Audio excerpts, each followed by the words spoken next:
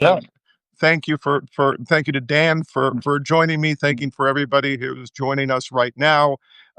If you don't know Dan Pfeiffer, he's best known as the co-host of Pod Save America. He's also was a senior advisor for strategy and communications for President Obama, and he's author of the excellent The Message Box, which I subscribe to because of his smart analysis. And if you're not checking it out internationally, I hope you will. And I'm Stephen Beschloss, for those who don't know, and I publish America, America. And well, Which I'm I super happy subscribe to. to. Yes, you do. Thank you very much. And I'm been really looking forward to talking to you because it really not only where we are in terms of the state of our democracy, but where we can Yeah. look to our Democrats, what they are and what they're not doing right now. So let me jump in with this. You had a recent essay where you wrote, quote, "In my quarter century, I'm not sure the party has ever been more divided. These divisions are preventing Democrats from mounting a full-throated response to Trump." And you talked about what's really the critical divide over the, quote, "danger Trump poses and how aggressive Democrats should be responding to that danger." And honestly, it amazes me so many Democrats are failing to grasp the danger of this moment and Trump's authoritarian regime. So why is this happening? Well, so first I'd stipulate, I think some division within the party is good, right? We just lost an election. We should be debating our message, our strategy, our policies, what went right, what went wrong. So, like, that is good. I think primaries are healthy. So I don't want to sound like we should all just be in lockstep all the time.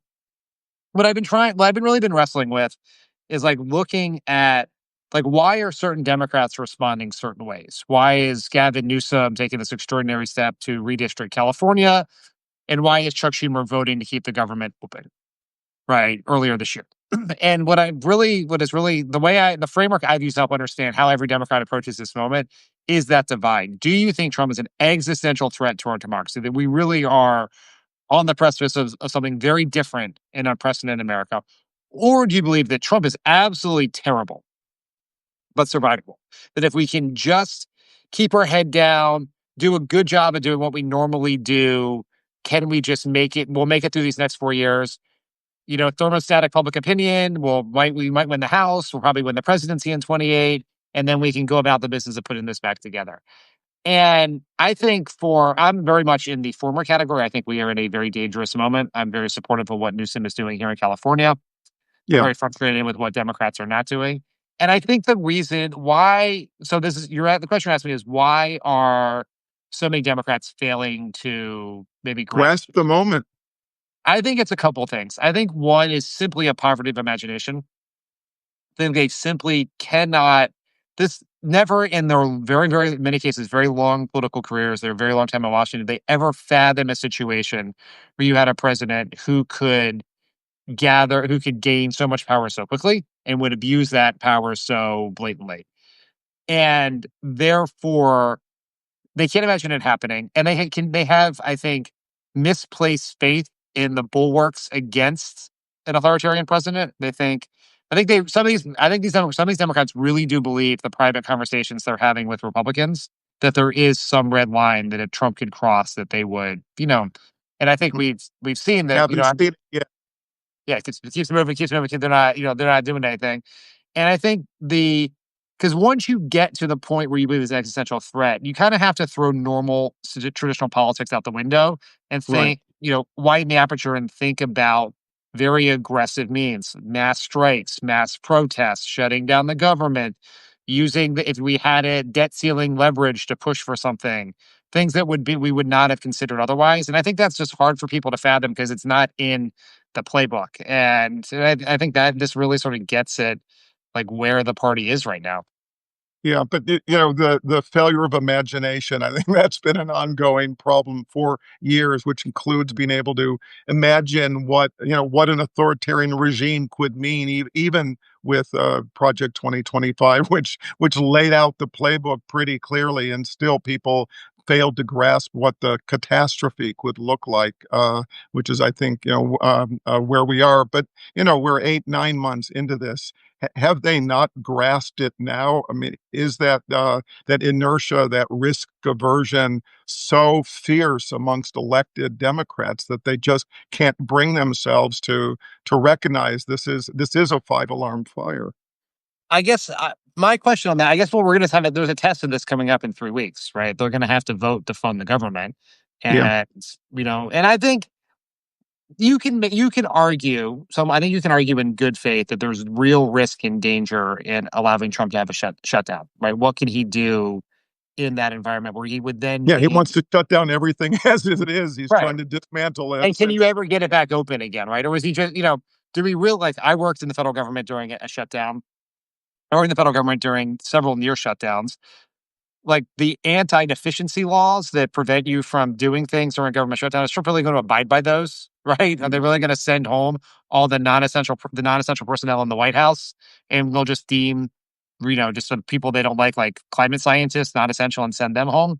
There's a real risk to that. But I think I would argue as if any Senate Democrat called me and said, what you do, I'd say, don't vote to fund this government because I don't see how you can, in good faith, do that. And this is your one moment of leverage, your chance to grab the nation's attention and say, this Yeah, is what's happening.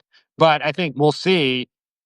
I think a lot of people, Schumer took all the heat last time, but there were a fair number. He was in defense of, in fairness to him, I think he sincerely believed what he said about the government, but he was also taking the slings and arrows for a lot of his members who wanted to say they were for a shutdown, but didn't really want to shut down. So I think we'll see what happens here. This will be the test to see whether this summer of, you know, politically motivated investigations, military parades, troops being sent to American cities has changed the attitude from this spring. yeah. So, look, I think I hear far too often this sort of notion that, well, in the midterms, it'll be like this, or 2028, will be the change that we need. It strikes me that we have an awful lot of people who are thinking that maybe cynically, let's wait until then, let them continue to undermine themselves, Yeah. destroy the government in a lot of ways, and the public will wake up. But, of course, that's a really dangerous game to be playing because every day we see this kind of ongoing demolition happening. So I'm wondering for you, when you hear somebody say, "Oh, let's just wait until the midterms," what do you hear? Well, it's and this is what I wrestle with always because people, like this how this is like if you're always like how do we hold Trump accountable? How do we do this? And the answer always, in American democracy is at the ballot box, right? We have an opportunity to send a message in New Jersey and Right. Virginia this fall. You have an actual opportunity to send a real message to truly hold Trump accountable in 2026 by taking the House and therefore rendering his legislative agenda DOA and having the authority to at least investigate and hold hearings and all of the above. And so you do want to direct people to actions that actually matter. I guess the question I'd have for you in this is Mm, what I talk about the elections all the time. I get so many responses from readers or people on social media who are like, why do you think the elections are actually going to happen? Where do you come yeah. down on that question? Well, I mean, look, I mean, there is federal elections. There's also state elections. There's an awful lot of people that are the people who are there to support Donald Trump. So if you end elections, I guess that looks like it all is just a stasis, and everything that's sort of currently in place, the party that's in control stays in control. I just don't think that Trump is ready to let that happen. Yeah, I and I mean, just don't look, know how he does it in a world in yeah, which elections are like I think we suffer in some ways that elections are ministered locally in this country. We sort of have a two, the level of democracy you get to experience depends on what state you live in, but it right. makes it very hard for a president to stop elections. Like, is he like it really would come like how would he stop California from having elections? He would have to invade California, basically. So I don't see that happening. What I worry about, what I Yeah, worry about more is, are you sending mass ICE agents to stand outside of precincts in yeah, heavily Democratic districts? sure. Military occupations in all Mhm. of the key cities Yeah, that undermine the vote and yeah, fear, create fear and intimidation from the voters. yeah. That's what I worry about. Now, that stuff is. overcomable, right? Yeah. But it's not the same thing as him shutting down the elections. I do worry about, there's a little tangent here, but I do worry a little bit about the process by which they certify in seat Democrats if we have Mhm. a good, because you have, if you were, let's say Democrats actually have a great year and some of the districts in Texas that they've made a little marginally more winnable, we win some of those, then they cry voter fraud, and then is the Right. our Texas election officials going to certify that? Now, Mm. courts do intervene here because, I don't know what the Texas laws are, but most states have very like prescriptive recount laws. So if it's in contest, then you do a recount, then you do a hand recount, and eventually you get to a point where it's pretty hard not to certify. But then you run into the question of, these members being seated. Historically, a certified election always gets seated. That's how the courts have interpreted it. But, there's just like all these different choke points for Yeah. shenanigans along the way that I think we just all have to be watching out for.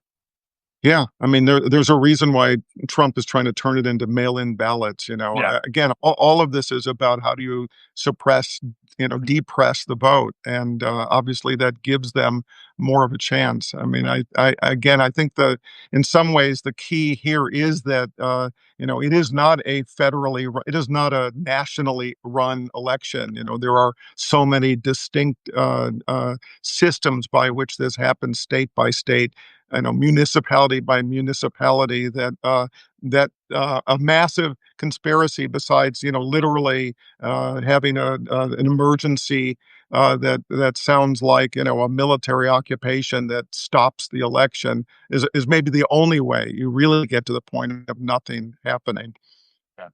But you But can still cause listen, a lot of trouble along the way, right? That's the problem. yeah, yeah, absolutely. And look, again, it strikes me. I mean, there have been important national politicians. I'm thinking about, Chris Murphy was one of those who was talking about the importance of having, national strikes and looking at the ways in which the voting public, that public demonstrations, mass protest can be a part of this that goes beyond sort of the role of a senator or a congressperson. But it seems more than that. It's been the Democratic governors, right? Specifically, let's talk about J.B. Pritzker and Gavin Newsom, right, who have been probably the most vigorous leaders of the opposition. And I think it's an interesting comment on the fact that that at the state level, as governors, they have federal powers that come with that, and that may be a clarity about the five-alarm fire and the anarchists that are populating Trump's regime. Uh, why? Why is it those two that, at least to me, and maybe you're thinking of others that have stood out in this period? Yeah, I mean, I think there's a handful of officials who have, I think, been very clear in calling out the threat. You mentioned Murphy. Murphy's an excellent example. I think Bernie Sanders and AOC, as they travel the country during the Fight Oligarchy tour, have done that.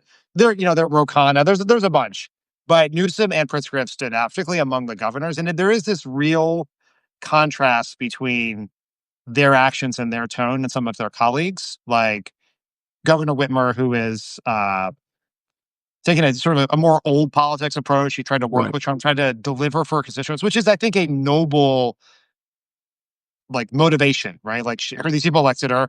They really wanted this mission at this Air Force base, which supports a lot of the economy and jobs in the area. Let's get it. But it's a way of that's the bad but survivable mentality. Governor Shapiro, who I'm a big fan of, but it's just been very quiet. Yeah, he Uh, has been. Why? What do you I think don't is know. going I on there? really I don't know. I mean, Governor Moore was being kind of quiet, but he's now been in a big fight with Trump. He's sort of stepping up a little bit. I Yeah. think I can speak more to Newsom Rob because Ferguson in Washington State yeah, has been speaking up. yeah. Yeah, I mean, obviously Newsom and Pritzker have presidential ambitions. They I want to be president one day. I I had interviewed Newsom recently. I'd been around him recently, so I can maybe speak more to him than anyone else. Mhm. I genuinely believe that Gavin Newsom, he sort of found his voice because he truly does believe that we're in this moment. I think he Yeah. believes it. He drives his actions.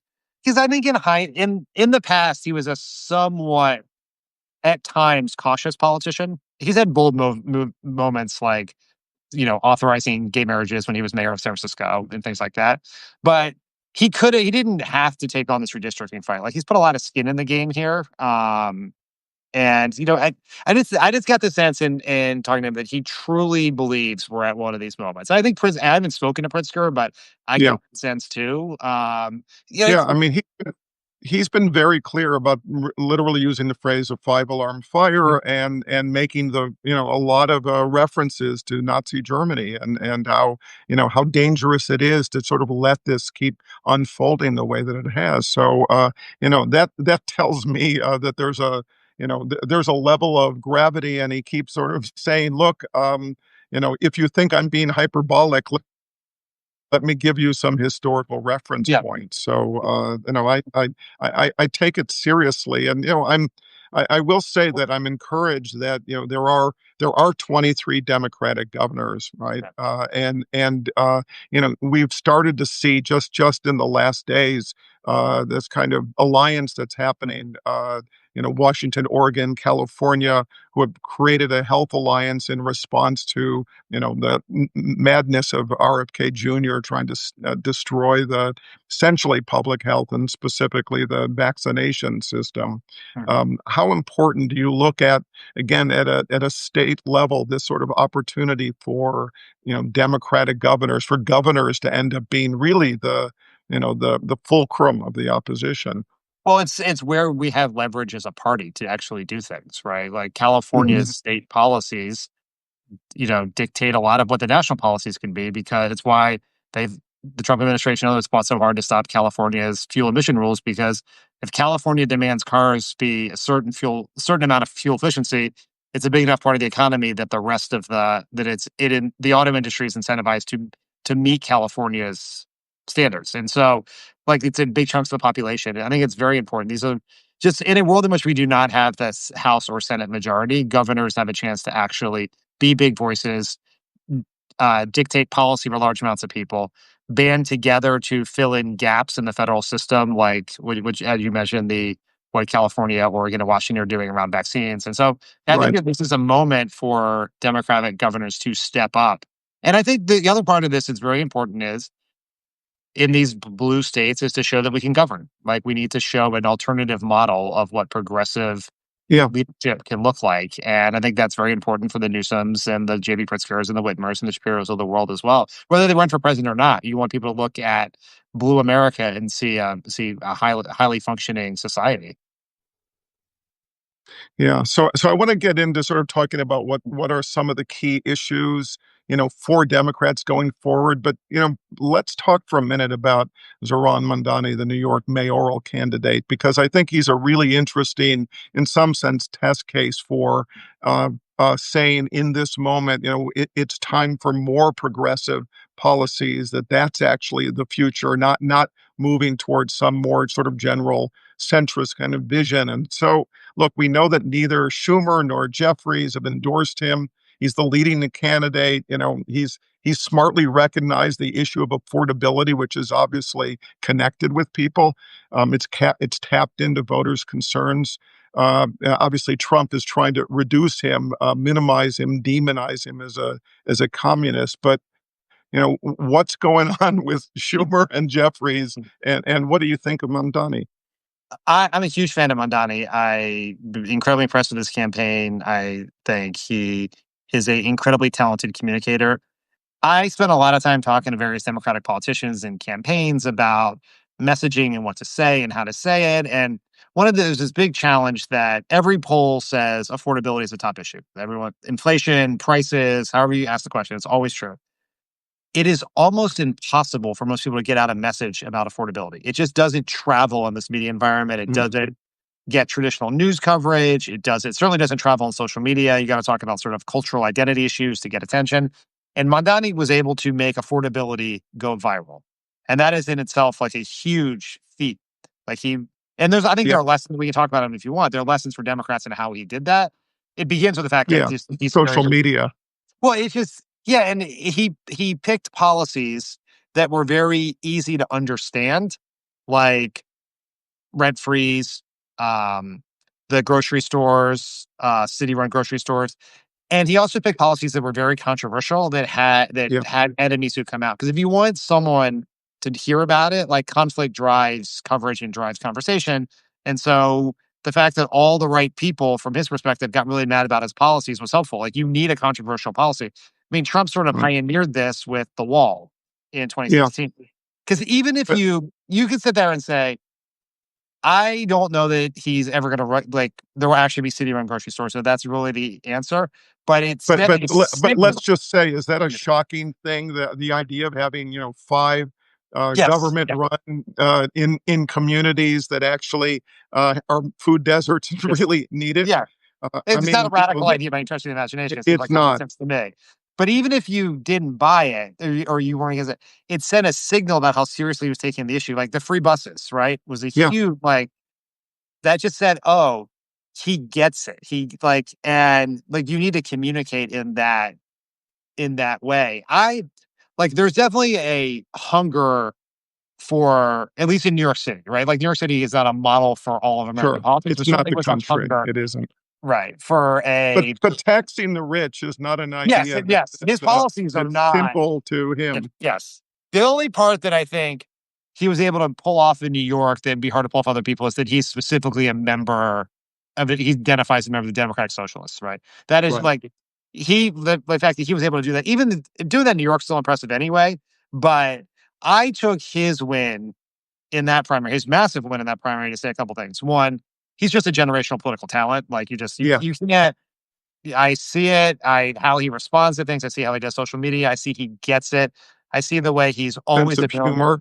Yeah, sense of humor, and he treats. And the other thing that's really interesting is he's a happy warrior, right? There's a real Yeah. lesson in that, right? A lot of people think that like you have to, if you're a populist, you have to be angry all the time, and that's not his vibe. He like created this feeling that you wanted to be part. It was a movement you wanted to be part of. It was fun. Yeah. He had that scavenger hunt last weekend in New York that all Yeah. these people Yeah. showed up. It was On like a Sunday. yeah, it was a fun community thing. And so that's one. He, obviously he zeroed in on affordability, but I think the big thing is he was an outsider running. And I think that's what people really want right now. Like I think we tend to think like in political punditry, political coverage that to think about politics operating on the axis of left versus right. And I think in this day and age, it's more insider outsider. And you really want outsider, and which is why kind of how Trump won in 2016. Right, he was had a series of heterodox positions Yeah. on the economy for a Republican. He's sort of a populist. I use that in quotes in his not his actual policies, but his rhetoric. He's protected Social Security and Medicare. He even said he wanted to tax the rich, close the carried interest loophole. But he was tough on immigration. But really what people took is he was a outsider who would take on the political system. I think that's what people thought about Mandani as Yeah. well. Yeah, well, and we've seen that, this is a guy that besides having a great sense of humor and is inclusive in meaningful ways that make people want to be a part of the campaign. He's fearless. I mean, Yeah. in the last day, people don't know. I mean, this is a guy who's like saying to Donald Trump, who's been trying to, deep six him. He's made a point of saying, "I'm ready to debate Donald Trump any day of the week." I mean, Trump's not gonna take the bait, is he? No, he's not gonna. He's Donald Trump is smart enough to know he can't debate Zoran Mandani for sure, and I think that's one of the reasons why Trump is so freaked out by him. He's trying to rig the election for Andrew Cuomo. Is sort of young, dynamic communicators threaten him, and I think he's Yeah, threatened by Mandani. You bring up the Schumer and Jeffries not endorsing, and yeah, I what's don't think going that on? necessarily hurts Mondani in the sense that he's sort of a political outsider anyway, and the fact that there's some skepticism from these political leaders is, Yeah, maybe in some ways a little validation of it. I do think it probably raises some questions for some other normie voters who are like, if Chuck Schumer can't be for him, yeah, but but let's flip it around. I mean, it may not hurt Mondani, but what does it say about Jeffries and oh, Schumer? this drives me insane because one, this one is easy. They are New York City voters. They're going to Right. vote.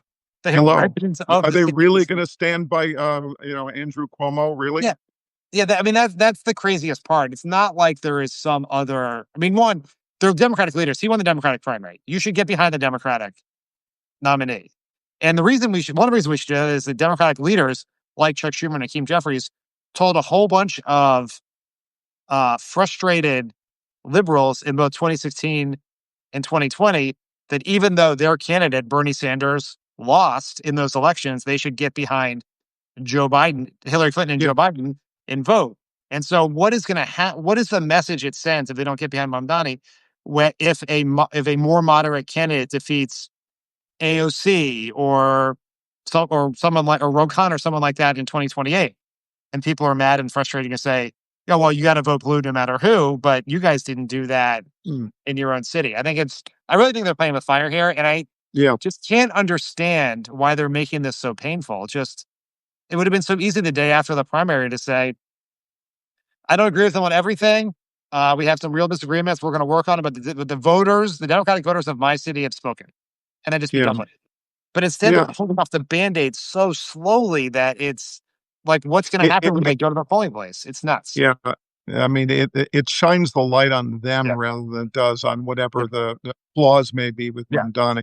And Yeah. so I'm alarmed by it, and I worry about it because again, it represents this sort of business as usual mindset that you can't risk this progressive. I'm going to simply call him a progressive Yeah. candidate with wild ideas like tax billionaires and have a grocery store in communities that don't have them now, even if it requires a little help from the government. A free bus. I mean, these are not really, if you look at it, these are not shocking ideas. So it in some ways it suggests to me that they have allowed themselves to get sort of caught up in the mainstream Republican mindset about Yeah. this stuff. Yeah. I very much agree with that.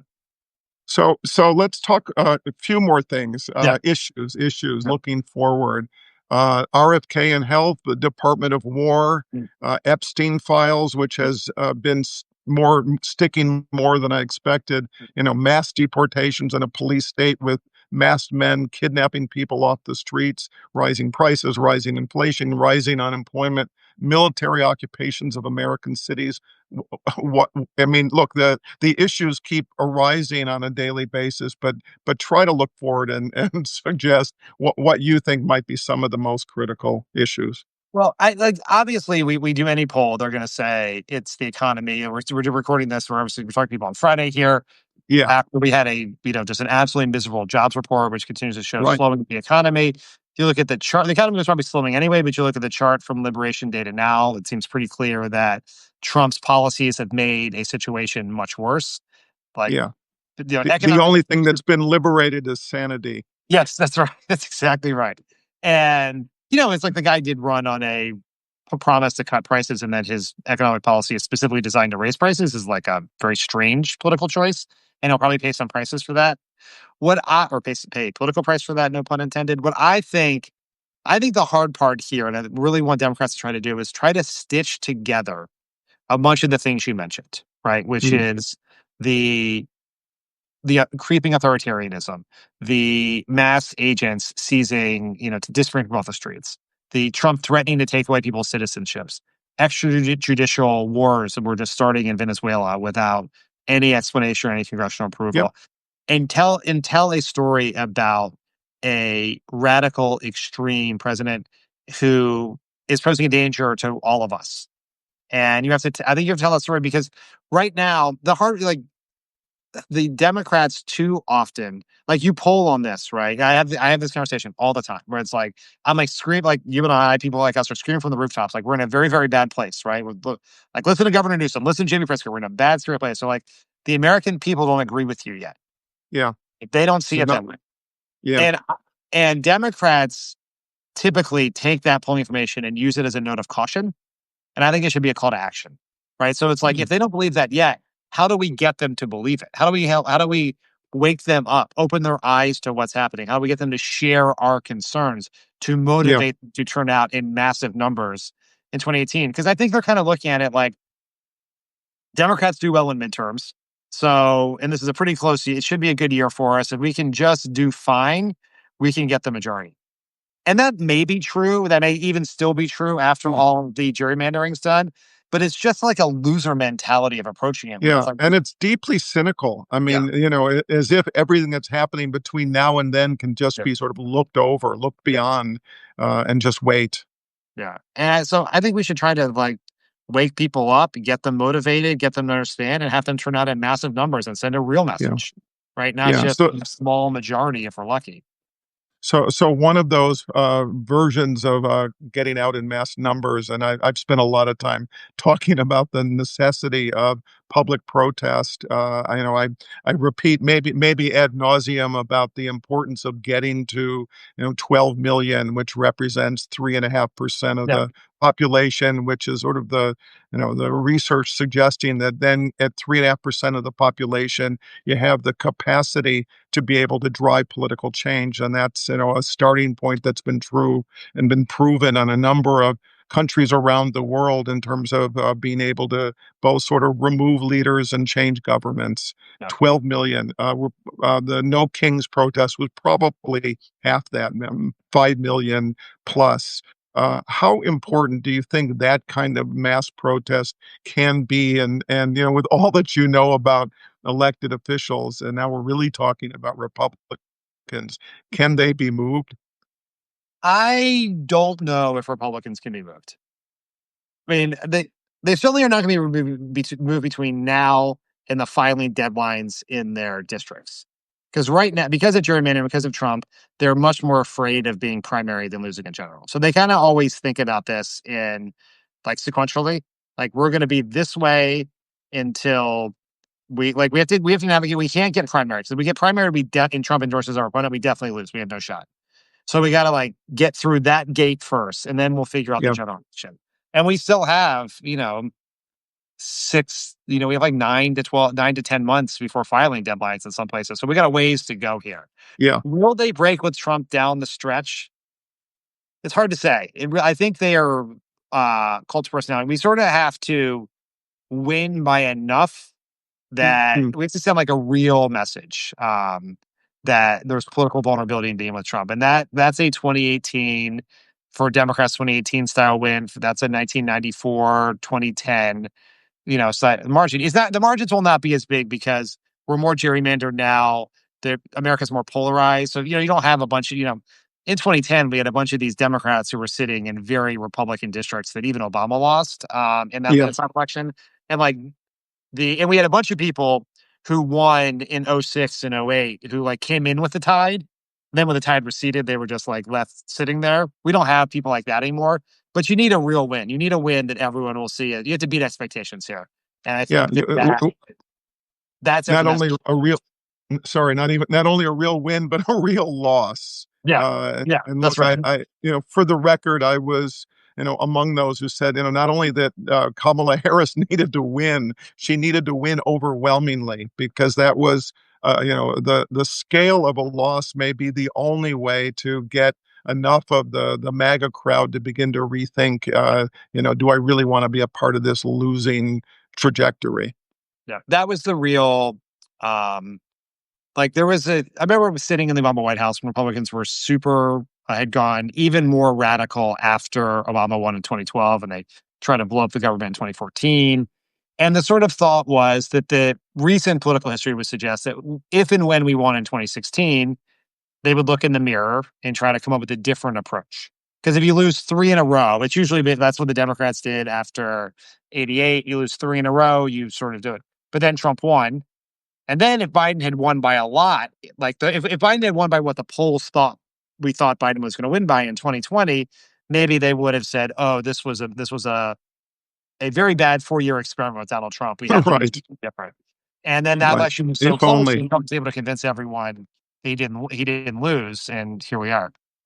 Yeah, yeah, and not to mention, the failure to hold, him and a lot of the other, leaders of, January 6th accountable, which would have ensured that he and would never have been allowed to even run for office again, which is, in my view, exactly what should have happened. So, I mean, I look forward to, a change of leadership that includes ultimately being able to, and I'm talking 2028, being able to hold some of this regime who are lawless, hold them accountable for what's been going on now. And that may not sound like I'm not talking about vengeance and retribution. I am talking about justice. Yeah, right. You can't turn Um, the other cheek here for sure. yeah, I mean, and I don't know if that's a winning that's a winning campaign exactly. But that's why I think these next years, if there's a growing anger, if the population of people that haven't quite grasped the gravity of the moment start to grasp it, that maybe that outrage actually begins to translate into things like winning candidates who are demanding accountability. Yeah, that's right. So, a couple more things. Yeah. Let's name some names. Who are some of the Democrats that give you optimism about being able to make change?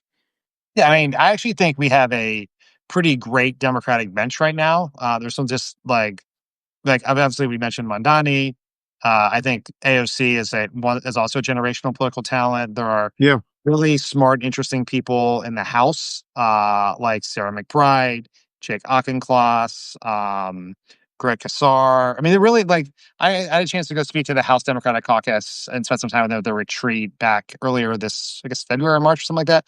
And it really is just like this great collection of members. And I think even true in the Senate. So the younger, newer senators are like Alyssa Slotkin, Ruben Gallego, John Ossoff, Raphael Warnock are all incredibly just they are interesting, uh, thoughtful. They understand this media environment better than some other people. They're obviously interesting people in the States. So, the Democratic, you're just not in a position to actually exercise very much leverage. But I do think right. that there's a lot of complaining about among people, and I think much is very fair about the upper levels of our party, the leadership that's been there for a long time. Some of it's much older, but underneath that, there is a real breath of fresh air, I think, coming. Yeah. So the last thing is about well, it's about hope, and I know that surely, at least amongst a lot of my readers, I'm guessing you get a lot of the same. There's a lot of fear. There's a lot of despair. There's a lot of feeling like there's nothing I can do. People feeling quite powerless in this moment, and so I try to make some effort to give people some sense of hope. What about you? What gives you hope? Yeah, I just finished recording an episode of Pod Save America that's going to air on Sunday with Heather Cox Richardson, and it was just this really hopeful conversation where she walked me through. I mean, you're a historian, but she walked me through the she walked me, just all the other times in this point, the points in our history where we've been in very, very dark moments and that we actually got out of them, not because of a singular great leader who saved us or Mm, a group of elites who saved us or the media saved us, but just average everyday citizens deciding that they were going to save us. And I do think I was incredibly inspired by the No Kings protest. I think the where the Democratic Party is failing, it's failing at the top, but it's thriving at the bottom. And I just think that there's a group of smart, engaged, courageous activists out there who are going to be the vanguard of how we get out of this, right? yeah, Who've been fighting. They've been fighting for democracy for 10 years now, right? They got involved after Trump won in 2016. And they fought in 20 to take the House 2018. They fought again to take the White House in 2020, and they've kept fighting. And I think that gives me hope that there are all these people out there who are still fighting because that's the way we're going to do it. No one's going to come save yeah, us. People are going to have to do yeah. it themselves. Yeah, look, I mean, the democratic experiment, this is 249 years in it. There are lots of moments we can look at. I tend to spend a lot of time these days thinking about the 1860s and Reconstruction, That's exactly what which I was was talking to Heather about. Was that a time of terrible terror where, not only the rise of the Ku Klux Klan and the number of black legislators and black voters that were either killed or surely intimidated against voting, the desire to try to undermine that. So, there have been periods throughout our history where people have suffered a lot worse than we have in this moment. And so, that does give me optimism. They've gotten through it before. Surely we can handle this now. And that's, I think, the effort. And that's not just about you and me having a conversation. It's about everyone who's joined us, recognizing that this is a moment where you get a chance to actually assert what it means to be an American, what your values are, what your principles are, what are the ideas and the ideals that matter to you enough that you're willing to fight for them. And there haven't been that many moments in history where that where that struggle has been as vivid as it is now. So, this is I look at it in some ways as an opportunity for all of us to demonstrate whether we're committed to this project or we're not. I think that's exactly right. So Dan, I'm really grateful for Mhm. being able to have This is some fun. time together, and I really appreciate everybody who joined us today. Again, if you're not following Dan's The Message Box, please do. If you haven't had a chance to look at America, America, please do that too. So thank you all for joining us. Thank you, Stephen. Thanks, everyone. Pleasure. Bye bye.